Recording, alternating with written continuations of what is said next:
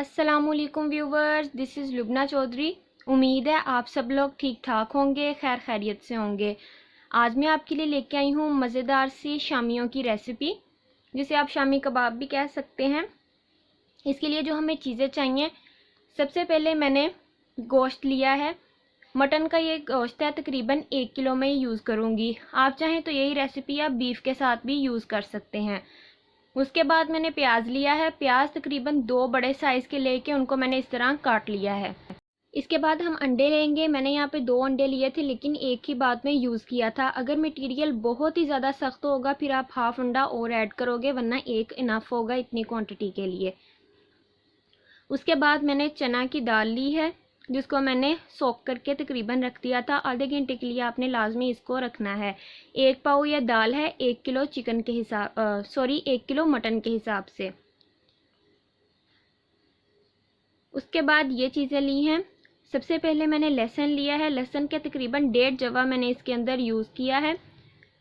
उसके बाद सब्ज़ मिर्चें ली हैं। ये आप पे डिपेंड करता है आप कितनी यूज़ करना चाहते हो। मैंने 4 से 5 ली थी। इसके बाद टमाटर हैं। टमाटर भी 1 पाव ही मैं इसके अंदर यूज़ करूँगी। धनिया है, ये भी आप अपने टेस्ट के अकॉर्डिंग ही इसके अंदर ऐड करोगे। उसके बाद हम चलते हैं मसाला जात की तरफ। सबसे पहले मैंने गरम मसाला पिसा हुआ लिया है, ये 1 चम्मच है। इसको बिल्कुल एंड पे हमने ऐड करना है, जब हमारी शामियाँ बिल्कुल तैयार हो जाएंगी।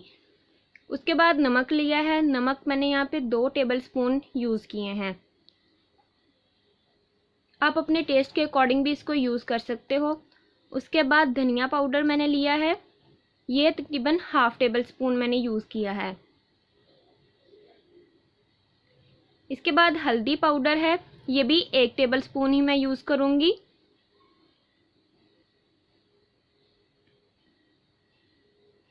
उसके बाद कुटी हुई लाल मिर्च है, ये 2 टेबल स्पून मैंने यूज़ की हैं। पिसी हुई लाल मिर्च है, उसके बाद वो मैंने 1 टेबल स्पून ली है।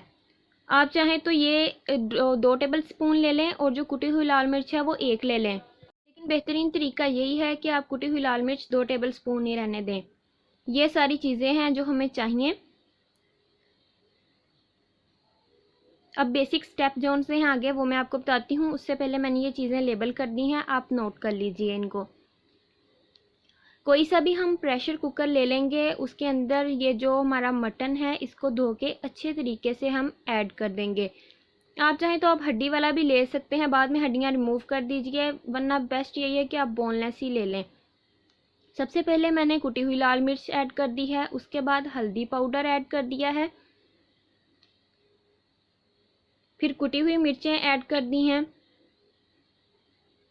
इसके बाद नमक डाल दिया है। बिल्कुल एंड पे हम जब इसको ग्राइंड करेंगे तब हम नमक और मिर्चें चेक करेंगे, अगर हमें उस स्टेज पे कम लगी तो मज़ीद ऐड कर देंगे। ये धनिया पाउडर भी हमने यहाँ पे ऐड कर दिया है। गरम मसाला हमने ऐड अभी नहीं करना।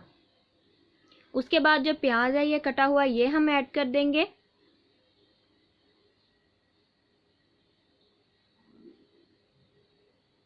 अब ये जो लहसुन है इसको आपने साबुत ही ऐड कर देना, हमें इसे पीसने की या काटने की ज़रूरत नहीं है। इसके बाद टमाटर हैं। टमाटरों को आप किसी भी शेप में बारीक बारीक या मोटा सा जैसा भी आप चाहें आप काट के इसको इसके अंदर ऐड कर दें।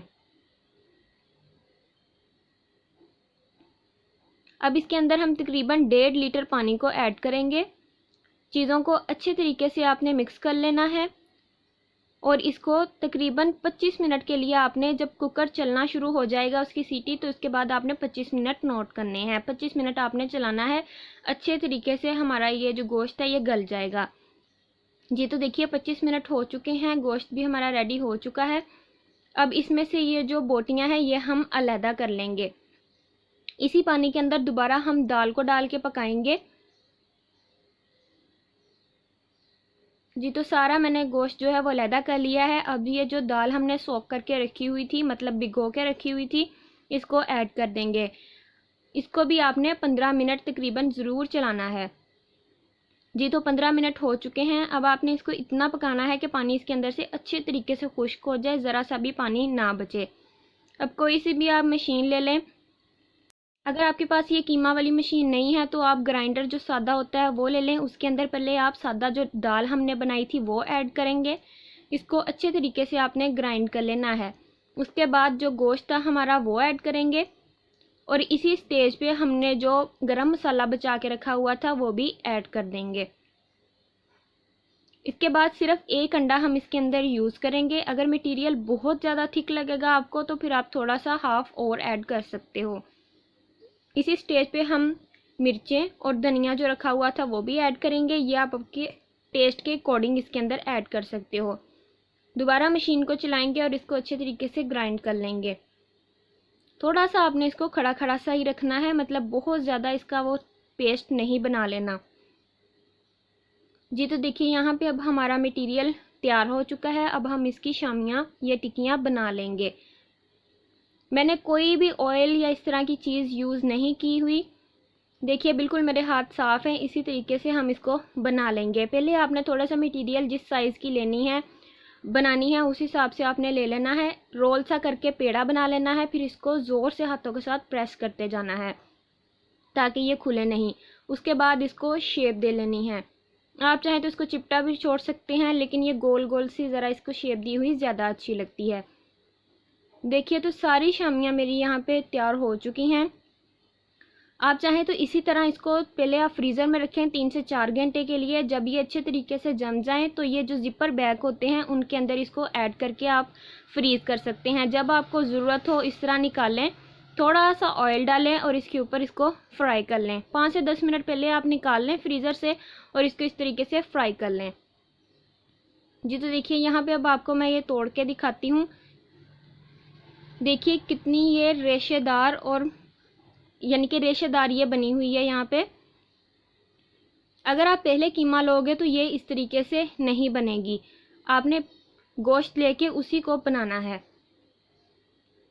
टेस्ट में भी ये बहुत ज़्यादा मज़ेदार बनी थी। ज़रूर आपने इसी तरीके से रेसिपी को ट्राई करना है। आपकी शामियाँ भी बिल्कुल परफेक्ट बनेंगी। मैं आपको केचप के साथ इसको दिखाती हूँ। ये होममेड केचप है। इसकी रेसिपी भी मेरे चैनल पे मौजूद है, ज़रूर आप विज़िट कीजिएगा। ये मेरा इंस्टाग्राम हैंडल है। अगर आपका कोई भी क्वेश्चन या क्यूरी है तो यहाँ पे आप मुझसे पूछ सकते हो। उम्मीद है आपको आज की वीडियो पसंद आई होगी। मेरे चैनल को लाइक कीजिए, शेयर कीजिए, सब्सक्राइब कीजिए। Thanks for watching. अल्लाह हाफिज़।